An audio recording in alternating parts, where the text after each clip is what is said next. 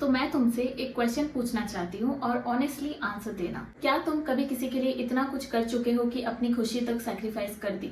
Late night calls उठाया, office में दूसरों का काम किया, रिलेशनशिप में हमेशा पहले सॉरी बोला, फैमिली के लिए अपना ड्रीम्स पोस्टपोन किया और एक दिन फिर रियलाइज हुआ कि जिन लोगों के लिए तुम इतना कुछ कर रहे थे उन्होंने तुम्हारी उतनी वैल्यू ही नहीं की। अगर तुमने कभी ऐसा फील किया तो ये वीडियो सिर्फ तुम्हारे लिए है, क्योंकि आज हम बात करेंगे एक ऐसी आदत के बारे में जिसको सोसाइटी तो गुड नेचर बोलती है, लेकिन साइकोलॉजी में इसे कुछ और ही कहा जाता है। इसे सेल्फ डिस्ट्रक्टिव कहा जाता है और वो आदत है हर किसी को खुश रखने की आदत। बचपन से हमें एक ही फॉर्मूला दिया गया कि गुड गर्ल बनो, गुड बॉय बनो, सबकी बात सुनो, कभी किसी को मना मत करो, सबके साथ एडजस्ट करो, शेयर करो, सैक्रिफाइस करो और अगर तुम ये सब करोगे तो दुनिया तुमसे प्यार करेगी। सुनने में कितना अच्छा लगता है, लेकिन रियलिटी थोड़ी डिफरेंट है। स्कूल खत्म हुआ, कॉलेज शुरू हुआ, देन जॉब स्टार्ट हुई, देन रिलेशनशिप्स में आए, देन धीरे धीरे तुमने नोटिस किया कि जितना तुम लोगों के लिए अवेलेबल होते रहे उतना ही लोग तुम्हें लाइटली लेने लगे। तुमने सोचा कि शायद मुझ में ही कोई कमी है, लेकिन प्रॉब्लम तुम नहीं थे,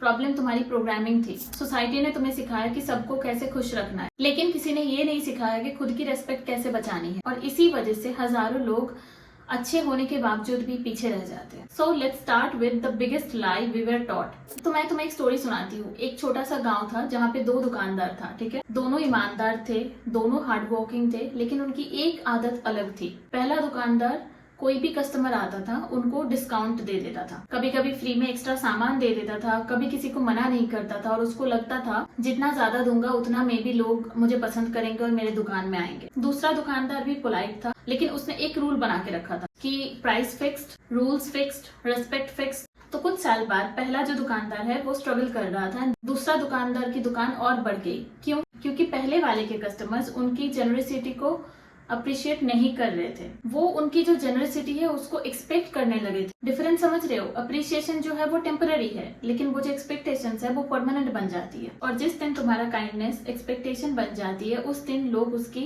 वैल्यू करना बंद कर देते हैं। और ये सिर्फ दुकान का स्टोरी नहीं है, ये हर रिलेशनशिप की स्टोरी है, ये हर ऑफिस की स्टोरी है और ये शायद तुम्हारी भी स्टोरी है। Now let's talk about why people start taking you for granted. कभी नोटिस किया कि जो फ्रेंड हमेशा बिल पे करता है, एक टाइम के बाद लोग उसका थैंक यू बोलना भी छोड़ देते हैं। जो एम्प्लॉय हमेशा ओवर टाइम करता है, बॉस उसकी तारीफ नहीं करता, उल्टा उसको और काम दे देता है। और जो पार्टनर हमेशा कॉम्प्रोमाइज करता है, रिलेशनशिप में उसकी वैल्यू कम होने लगती है। और ये सब कोइंसिडेंस नहीं है, ये सब साइकोलॉजी है। ह्यूमन ब्रेन बहुत जल्दी अडॉप्ट कर लेता है।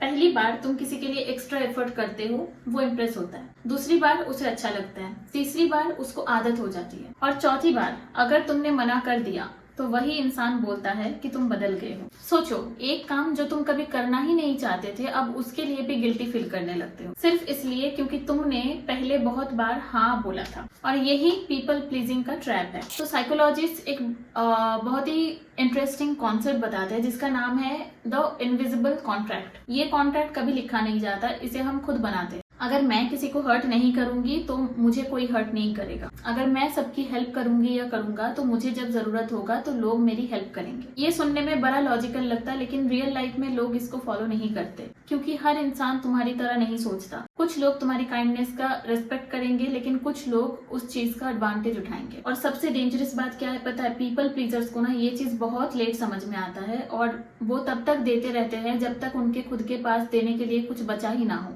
टाइम, एनर्जी, मेंटल पीस सब खत्म हो जाता है और एक दिन वो बोलता है और उसे समझ में आता है कि लोग बहुत सेल्फिश है। नहीं, लोग सेल्फिश पहले भी थे, बस तुमने बाउंड्रीज जो है बहुत लेट बनाया। लेकिन सबसे बड़ा सवाल अभी बाकी है कि अगर हम नाइस नहीं बने तो फिर क्या बने? क्या हमें रूड बन जाना चाहिए? क्या हमें सेल्फिश बन जाना चाहिए? या फिर कोई तीसरा रास्ता भी है जहाँ लोग तुम्हारी काइंडनेस की रेस्पेक्ट भी करे और कभी तुम्हें यूज भी ना कर पाए? और सबसे इम्पोर्टेंट, आखिर लोग उन लोगों की ही वैल्यू क्यों करते हैं जो ऑल टाइम अवेलेबल नहीं रहते हैं? इसके बारे में बात करेंगे। Before that let's talk about why people pleasers lose respect. So the thing is the need to be liked is quietly destroying you. मैं तुमसे एक और क्वेश्चन पूछना चाहती हूँ जिसका आंसर तुम बस अपने दिमाग से देना। कभी किसी ने तुमसे कोई काम करने को बोला और तुम्हारा मन था ना बोलने का, लेकिन तुमने हाँ बोल दिया। सिर्फ इसलिए क्योंकि तुम्हें डर था कि अगर मना कर दिया तो शायद सामने वाला बुरा मान जाएगा या फिर तुम्हारे बारे में गलत सोचने लगेगा। अगर ऐसा हुआ है तो तुम सिर्फ अकेले नहीं हो, मिलियंस ऑफ पीपल रोज इसी ट्रैप में जीते हैं और इस ट्रैप का नाम है the need to be liked. सबको हमारे बारे में अच्छा सोचना चाहिए, सबको हम पसंद आए, कोई मुझसे नाराज ना हो। सुनने में इनोसेंट लगता है लेकिन यही हैबिट एक दिन तुम्हारी आइडेंटिटी बन जाती है।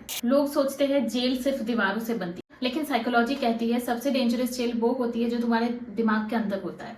इमेजिन करो तुम ऑफिस में हो एंड बॉस तुम्हें एक एक्स्ट्रा प्रोजेक्ट या एक्स्ट्रा काम दे रहा है। तुम ऑलरेडी ओवरवर्क्ड हो, बॉडी पूरी थक चुकी है, वीकेंड का प्लान बना हुआ है, लेकिन तुम फिर भी बोलते हो श्योर आई डू दैट। अंदर से तुम चिल्लाना चाहते हो लेकिन बाहर से स्माइल कर रहे हो। ये स्माइल काइंडनेस नहीं है, ये एक फियर है, fear of rejection, fear of conflict, fear of disappointing someone. और जब डिसीजन फियर से लिया जाता है तो लाइफ कभी अपनी नहीं लगती। धीरे धीरे तुम दूसरों की एक्सपेक्टेशंस वाली लाइफ जीने लगते हो और अपनी लाइफ भूल जाते हो। Moving to the next thing which is the day you stop saying no. एक बार इमेजिन करो कि तुम्हारे घर के बाहर एक एटीएम मशीन लगी हुई है और उसमें लिखा हुआ है कि अनलिमिटेड कैश। क्या होगा? हर कोई उस मशीन पर आएगी, दिन हो या रात, क्योंकि सबको पता होगा कि ये मशीन कभी मना नहीं करेगी। अब सोचो अगर तुम भी हर इंसान को unlimited time, unlimited energy and unlimited mental support देते रहोगे तो लोग क्या करेंगे? वो तुम्हें रेस्पेक्ट नहीं करेंगे, वो तुम्हें रिसोर्स बना देंगे। ये लाइन याद रखना, people value what has limits. इसीलिए गोल्ड महंगा है, टाइम वैल्यूएबल है और इसीलिए एक इंसान भी तभी वैल्यूएबल लगता है जब उसके पास बाउंड्रीज होती है। हर वक्त अवेलेबल रहना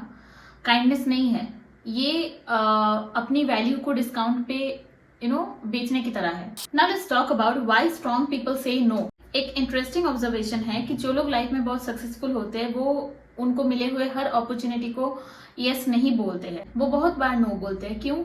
क्योंकि उन्हें पता है कि हर यस का मतलब है किसी और चीज को नो बोलना। अगर तुम अननेसेसरी मीटिंग को यस बोल रहे हो तो तुम अपने फैमिली को नो बोल रहे हो, और अगर तुम हर दोस्त की प्रॉब्लम को सॉल्व कर रहे हो ऑल द टाइम तो तुम अपने पीस को नो बोल रहे हो। अगर तुम अपना टाइम किसी को इम्प्रेस करने में बस लगा रहे हो तो देन तुम अपने ड्रीम्स को नो बोल रहे हो। और अगर तुम हमेशा किसी के डिसरेस्पेक्ट को, अब्यूज को यस बोल रहे हो तो तुम अपना जो एक अच्छा फ्यूचर है उसको नो बोल रहे हो। लाइफ में सबसे पावरफुल चीज आई लव यू नहीं होता है, सबसे पावरफुल वर्ड होता है नो। क्योंकि ये जो नो है वो तुम्हारी प्रायोरिटीज को डिफाइन करता है, और जिस इंसान की प्रायोरिटीज क्लियर होती है उसकी लाइफ भी क्लियर होती है। मैं तुम्हें एक छोटी सी स्टोरी सुनाती हूँ कि एक जंगल में एक बहुत बड़ा पेड़ था। उसकी ब्रांचेस इतनी नीचे थी कि हर इंसान, हर ट्रैवलर, हर जानवर उसकी जो ब्रांचेस है उसको तोड़ लेता था कैसे भी। पेड़ तो कुछ बोलता नहीं, उसे लगता है कि देना ही मेरा काम है। सालों बाद वो पेड़ कमजोर हो गया और उसकी ब्रांचेस टूट गई। जब वो गिरा किसी ने उसे बचाया नहीं एज यूजुअल, क्योंकि सबको उसके ब्रांचेस चाहिए थी, वो पेड़ नहीं। कभी कभी हम भी उसी पेड़ की तरह जीते हैं। हम सोचते हैं कि जितना ज्यादा देंगे उतना ज्यादा लोग हमें प्यार करेंगे,